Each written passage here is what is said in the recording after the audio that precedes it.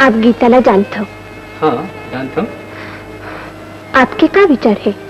आपके क्या विचार है? मोर विचार यही है कि आप गीता से एक शर्त पर। का शर्त? आप नंदा से शादी कर लो। लेकिन भैया, भौजी, समाज, जात,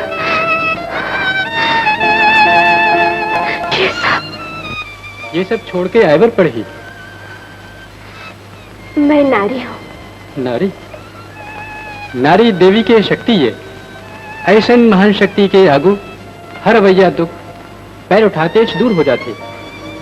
वचन दो कि आप जात पात के बंधन ला काट के नैनदास के मन मंदिर में प्रवेश करके समाज के सामने एक आदर्श रखे हो।